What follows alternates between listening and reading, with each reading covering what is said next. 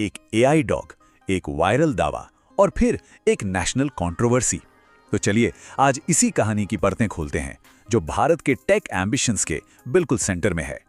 तो सवाल सीधा सा है, ये जो रोबोट डॉग था, क्या ये वाकई भारत की एआई की ताकत का एक नमूना था या फिर एक ऐसी चूक जिस पर पूरी दुनिया की नजर पड़ गई? तो ये सब शुरू कहां से हुआ? जगह थी दिल्ली।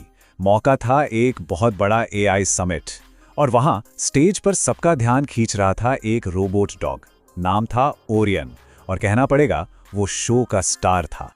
और फिर एक ऐसा दावा किया गया जिसने पूरे सीन को ही पलट कर रख दिया।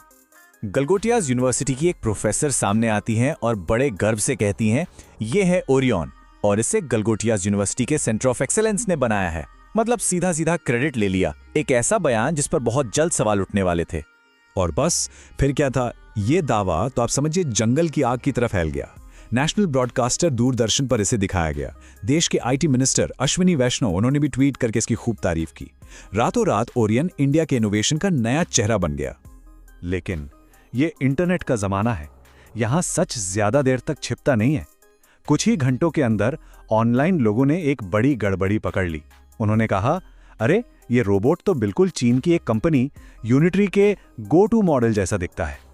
और बस यहीं से जो ऑफिशियल कहानी बनाई गई थी वो ताश के पत्तों की तरह बिखरने लगी। ऑनलाइन जो रिएक्शन आया वो बहुत तेज और बहुत तीखा था। सबसे पहले तो आईटी मिनिस्टर के ट्वीट पर एक्स ने एक कम्युनिटी नोट लगा दिया। साफ साफ लिख दिया कि ये रोबोट तो चाइनीज है।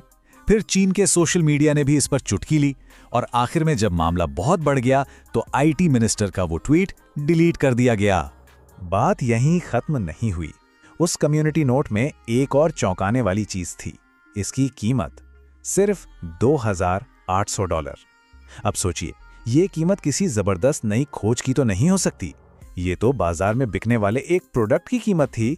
अब जब इतना दबाव बना तो गलगोटियाज यूनिवर्सिटी ने यू टर्न ले लिया। उन्होंने एक प्रेस रिलीज निकाली और कहा कि भाई, हमने तो कभी कहा ही नहीं कि हमने इसे मैन्युफैक्चर किया है। और तो और इस पूरी कंट्रोवर्सी को अपने खिलाफ एक प्रोपेगेंडा बता दिया। लेकिन तब तक ये मामला सिर्फ एक यूनिवर्सिटी तक सीमित नहीं रहा। ये तेजी से एक पॉलिटिकल और ग्लोबल मुद्दा बन चुका था। इसके जो नतीजे हुए वो भी बहुत तेजी से सामने आए। सबसे पहले गलगोटियाज यूनिवर्सिटी को उस एआई समिट से जाने के लिए कह दिया गया। फिर दूरदर्शन ने भी चुपचाप वो वीडियो डिलीट कर दिया और अब सबकी निगाहें आईटी मिनिस्टर पर थीं कि वो इस पर क्या सफाई देते हैं। पॉलिटिकल रिएक्शन भी उतना ही तेज था। कांग्रेस पार्टी ने सरकार पर आरोप लगाया कि उन्होंने भारत को हंसी का पात्र बना दिया है। राहुल गांधी ने समिट को एक बिखरा हुआ पीआर तमाशा कहा। और तो और आरजेडी ने तो भारत की ग्लोबल इमेज खराब करने के लिए इसमें शामिल लोगों पर देशद्रोह का मुकदमा चलाने की मांग कर दी। कांग्रेस पार्टी ने तो अपने बयान में सीधे सीधे आईटी मिनिस्टर का नाम लिया और कहा, यह भारत के लिए कितनी शर्म की बात है। और उससे भी ज्यादा शर्मनाक यह है कि मोदी के मंत्री अश्विनी वैष्णव भी इस झूठ में शामिल हैं। लेकिन देखिए, ये कहानी सिर्फ एक रोबोट डॉग या एक दावे की नहीं है। ये ग्लोबल एआई की रेस में भारत असल में कहां खड़ा है, इस पर कई बड़े सवाल खड़े करती है। और असलियत क्या है? सोर्स के मुताबिक भारत एआई का एक बहुत बड़ा कंज्यूमर तो है, लेकिन एआई बनाने वालों की टॉप 5 लिस्ट में नहीं है। इस रेस में आगे हैं अमेरिका, चीन, यूके, कनाडा और जापान। और यहीं पर विश्वगुरु यानी दुनिया का टीचर वाला आइडिया सामने आता है।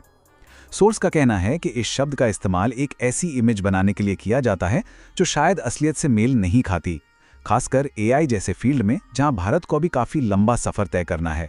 तो आखिर में ये पूरा मामला हमें एक बहुत बड़े सवाल के साथ छोड़ जाता है। एआई की इस ग्लोबल रेस में जब इमेज और असलियत का फर्क इतना साफ साफ सामने आ जाए तो एक पीआर में हुई चूक की असली कीमत क्या होती है?